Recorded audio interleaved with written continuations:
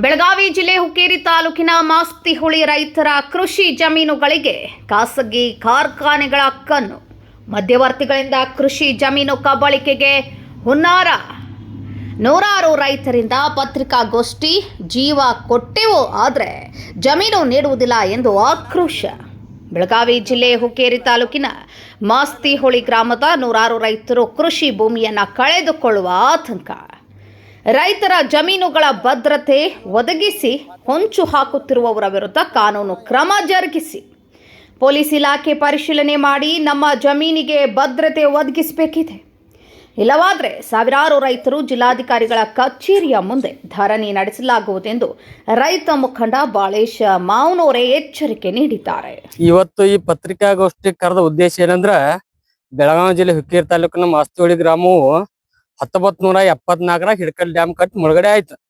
ಆದಿಂದ ಒಂದ್ 10 ಎಕರೆ ಜಮೀನು 10-20 ಒಬ್ಬೊಬ್ಬರ ಎಕರೆ ಮುನಿಗುರ್ನು 2 ಎಕರೆ 4 ಎಕರೆ ಕೊಟ್ರ. ಪೂರ್ತಿ ನೋಡಿದ್ರಿ, ಪೂರ್ತಿ ಕಲ್ಲು ಗುಡ್ಡ ಕೊಟ್ಟಿರಾಗ 74ರಾಗ. ಅದನ್ನ ಈಗ 40 ವರ್ಷ 40-50 ವರ್ಷ ಎಲ್ಲಾ ಚೊಕ್ ಸಾಲ ಮಾಡಿ ಕಬ್ಬು ಮೆಣಸಿ ಗಿಡ ಎಲ್ಲ ವಿಡಿಯೋ ಮಾಡ್ಕೊಂಡ್ ಬಂದಿರಿ ನೀವು. ಈಗ ಅಗದಿ ಫಲವತ್ತಾದ ಭೂಮಿ ಮಾಡಿದವು. ಆ ಭೂಮಿಯನ್ನ 2010-11ರಾಗ ಕರ್ನಾಟಕ ಸರ್ಕಾರ KIDB ಮಾಡಿತ್ತು. ಸುಮಾರು 1095 ಎಕರೆ ಅಮ್ಮನ್ 1095 ಎಕರೆ ಜವಾರಿ ಕಂಪನಿಗೆ. ಜವಾರಿ ಕಂಪನಿಯವ್ರು ಬಂದು ಆಗ ಒಂದು ವರ್ಷ ಗುಡ್ಡಾಡಿ ಹೊರ.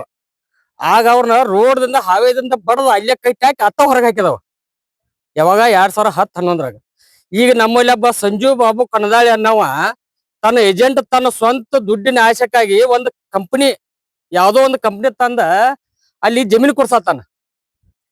ನಮ್ಗ ಮುಳುಗಡೆ ಮಾಡಿ ಕೊಟ್ಟದ 2-4 ಎಕರೆ ನಾವು ಈಗಾಗಲೇ ನಿರಾಶ್ರಿತರಾಗಿದ್ದವು. ಆ ಕಂಪನಿ ಪಸ್ಕ ನಾವ್ ಎಲ್ಲಿ ಹೋಗೋನು, ಜಮೀನ್ ಎಲ್ಲಿ ಕೊಡೋನು, ಯಾರು ರೈತರು ಕೊಡಾಕ್ ತಯಾರಿಲ್ಲ. ಅವ್ರಿಗೆ ದಬ್ಬಾಳಿಕೆ ಮಾಡತ್ತಾರ. ಅವ್ರು ದಬ್ಬಾಳಿಕೆ ಎಲ್ಲಾರು ಕೊಟ್ಟಿದಾರು, ನೀವು ಕೊಡ್ರಿ, ಯಾರು ಜಮೀನು ಕೊಟ್ಟಿಲ್ಲ. ಸುಮ್ಮ ಅವ್ರು ಕೊಟ್ಟಿದಾರು, ಇವ್ರು ಅಲ್ಲ ಕೊಡವ 2 ಎಕರೆ ಕೊಟ್ಟಿದಾರ. ಪಾಪ ಹೊಟ್ಟೆ ತುಂಬಬೇಕಾರ ಇದಾಗೈತೆ. ಯಾರು ಜಮೀನು ಕೊಡೋರ್ದಾರು? ಸುಳ್ಳ ಅಲ್ಲಿ ಗಿಡಕ್ ಕೊಂಡೋದು ನೀವು ಅಗ್ರಿಮೆಂಟ್ ಮಾಡ್ರಿ, ಒಂದ್ 8 ಎಕರೆ ಅಗ್ರಿಮೆಂಟ್ ಮಾಡ್ಕೊಂಡಾರತ್. ಯಾವ್ದ ರೈತರು ಒಂದೇಳೆ ಕೊಡವ್ರು ಇದ್ರು 2 ಎಕರೆ 4 ಎಕರೆದವ್ರ ಇನ್ನೊಂದ್ ರೈತರು ತಗೋತಾರ. ಅವ್ರಕಿಂತ 1 ಲಕ್ಷ 2 ಲಕ್ಷ ಕೊಟ್ಟ ಹೆಚ್ಚು ತಗೋನಂಗ ನಮ್ ರೈತರು ಅದಾರ, ಪಟ್ಟಿ ಹಾಕಿ ತಗೋತಾರ. ಆರ ಕಂಪ್ನಿ ಮಾತ್ರ ನಮ್ಮ ಜೀವ ಇರುವವರೆಗೆ ಬಿಡುದಿಲ್ಲ. ನಮ್ಮ ಘಟಹಾರನು ಕಂಪ್ನಿ ಕಟ್ ಕೊಡುದಿಲ್ಲ. ಯಾವುದೇ ಕಾರಣಕ್ಕೆ ಇಲ್ಲಿ ಕಂಪ್ನಿ ಬರ್ಗೊಡುದಿಲ್ಲ. ಮತ್ ನೀವು ಪೊಲೀಸ್ ಇಲಾಖೆ ಅವ್ರು ಬಂದಿರಿ, ಇದೊಂದು ಎಚ್ಚರಿಕೆ. ನೀವು ಅವನು ಇವತ್ತು ಸಾಯಂಕಾಲ ಒಳಗಾಗಿ ಅರೆಸ್ಟ್ ಮಾಡ್ಲಿಲ್ಲಪ್ಪ ಅಂದ್ರ ಇದೊಂದ್ ಸಣ್ಣ ಪತ್ರಿಕಾಗೋಷ್ಠಿ 200 ಮಂದಿ ಕುಡಿಯೈತೆ. ನಾವು DC office Belgaum SP office ನಮ್ಮ ಸ್ಟ್ರೈಕ್ ನೋಡಿದ್ರಿ ನೀವು. 2011ರಾಗ KIDB ಅವ್ರನ್ನ ಅಲ್ಲೇ ಕಟ್ಟಿ ಹೊರಗೆ ಹಾಕಿದಾವ. ನೀರಾವರಿ MD DC ಆಫೀಸ್ನಾಗ ನೋಡಿದಾರೆ. 2-3 ಸಾವಿರ ಕೊಟ್ಟು ಮಾಸ್ತಿಹುಳಿ ಅಂದ್ರ ಹಗರಲ್ಲ. ಬ್ಯಾರೆ ಊರ್ ಜಮೀನ್ ರೋಡ್ದಿಂದ ತಳಕ್ ಕಾಲ್ ಇಡಬೇಕಾರ ಹುಷಾರ್ಲೆ ಇಡಬೇಕ. ಯಾರ ದೊಡ್ಡವ್ರ ಇದ್ರು ಹೇಳತ್ತಾನ, ಯಾರ ಇದ್ರು ರೋಡ್ ಕಂಪನಿ ಅವ್ರಿಗೆ ಎಚ್ಚರಿಕೆ ಕೊಡತ್ತಾನು. ಇಲ್ಲಿ ಯಾವ್ದೇ ಕಾರಣ ಕಂಪನಿ ನೀವು ಜಮೀನು ತಗೊಂಡ್ರು ನಾವು ಕಂಪ್ನಿ ಕಟ್ ಕೊಡುದಿಲ್ಲ. ಒಳ್ಳೇದ್ ನಿಮಗ್ ಕಂಪ್ನಿ ಕಟ್ಟಕ್ ಕನಕ ಆಗುದಿಲ್ಲ. ರೈತರಿಗೆ ನೀವು ಒಂದ್ರೆ ತೇಪ್ತವ್ರ ಅಂಜಿಕೆ ಹಾಕಿ ಅಗ್ರಿಮೆಂಟ್ ಮಾಡ್ರಿ ಅಂದ್ರ ಆ ಜಮೀನು ಖರೀದಿ ಆಗುದಿಲ್ಲ. ಯಾಕೆ ಖರೀದಿ ಆಗುದಿಲ್ಲ ಅಂದ್ರ ನಾವ್ ಕಂಪ್ನಿನ ಕಟ್ ಕೊಡುದಿಲ್ಲ.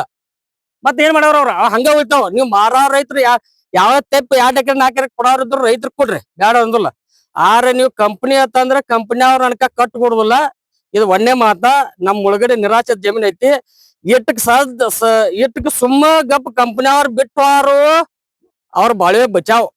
ಇಲ್ಲ ಅಂತಂದ್ರ SP office DC office government ತಕ ಸ್ಟ್ರೈಕ್ ಮಾಡಿ ಹ್ಯಾಂಡ್ರ ಮಕ್ಳು ನಮ್ಮ ಸ್ಟ್ರೈಕ್ ಅನ್ನೋದು ಗೊತ್ತೈತಿ. ನೀವು ನೋಡಿದ್ರೆ ಬೆಳಗಾದಾಗ ನಾವು ತಿಂಗಳ ಗಂಟ್ಲೆ ವಸ್ತು ಬೀಳಕ್ಕೂ ಇದ ಮಾಡುದಿಲ್ಲ. ಅವ್ರ ಗಮನಕ್ಕಿರ್ಬೇಕು, ತಗೊಳ್ಳೋರು ಗಮನಕ್ಕಿರ್ಬೇಕು. ಏನಪ್ಪಾ ಅಂತಂದ್ರ ಕೃಷಿ ಫಲವತ್ತತೆ ಆದಂತ ಭೂಮಿಯನ್ನ ಯಾವುದೇ ಕಂಪನಿ ತಗೊಳಕ್ ಗೌರ್ಮೆಂಟ್ ಅನುಮತಿ ಇಲ್ಲ. ಮತ್ ಆ ಏರಿಯಾದಾಗ 80% ರೈತರ ಒಪ್ಪಿಗೆ ಇದ್ರೆ ಮಾತ್ರ ಕಂಪನಿ ಬರ್ಬೋದು. ಇಲ್ಲಿ 10% ರೈತರು ಒಪ್ಪಿಗಿಲ್ಲ, ಒಬ್ರದು ಒಪ್ಪಿಗಿಲ್ಲ, ಎಲ್ಲಾರ್ದು ಸಂಪೂರ್ಣ ವಿರೋಧ ಐತಿ. ಇಂಥದ್ರೊಳಗ ಇವರು ಸ್ವಂತ ದಲ್ಲಾಳಿ ಮಾಡಿ ಸ್ವಂತ ವೈಯಕ್ತಿಕ ಆಶಯಕ್ಕೋಸ್ಕರ ಇಟ್ಟು ರೈತರನ್ನ ಬಲಿ ಕೊಡೋದು ಬಹಳ ವಿರೋಧ. ಮತ್ತೆಲ್ಲಾ ರೈತರ ಮಕ್ಳು ಇವತ್ತೆಲ್ಲ ಸೇರಿದಾರಲ್ಲ, ನೂರಾರು ಜನಗಟ್ಲೆ.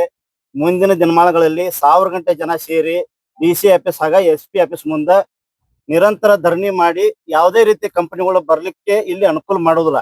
ಅದನ್ನ ತಾವು ದಯವಿಟ್ಟು ಪ್ರೆಸ್ನವರು ಕಂಪನಿಯವರಿಗೆ ಆಗ್ಲಿ ಆ ದಲ್ಲಾಳಿಗಳಿಗಾಗ್ಲಿ ಬೇಗನೆ ಮುಟ್ಸುವಂತ ಪ್ರಯತ್ನ ಮಾಡ್ಬೇಕು. ಪೊಲೀಸ್ ಇಲಾಖೆಯವರು ಸಹ ಅವ್ರು ಯಾರದಾರ ಅವ್ರನ್ನ ಕರೆಸಿ ಅವ್ರನ್ನ ಮಾಹಿತಿ ತೆಗೆದುಕೊಂಡು ಅವ್ರನ್ನ ಇಲ್ಲೇ ಬಂದ್ ಮಾಡಿದ್ರೆ ಎಲ್ಲಾ ಮುಂದಿನ ದಿನಮಾನಗಳಲ್ಲಿ ಪರಿಸ್ಥಿತಿ ಶಾಂತವಾಗಿರ್ತದ. ಅಕಸ್ಮಾತ್ ಇದನ್ನ ಇಲ್ಲಿಗೆ ಬಿಟ್ರ ಮುಂದೆ ಬಾಳ ಪರಿಸ್ಥಿತಿ ಬಿಡಕಾಸ್ತೈತಿ.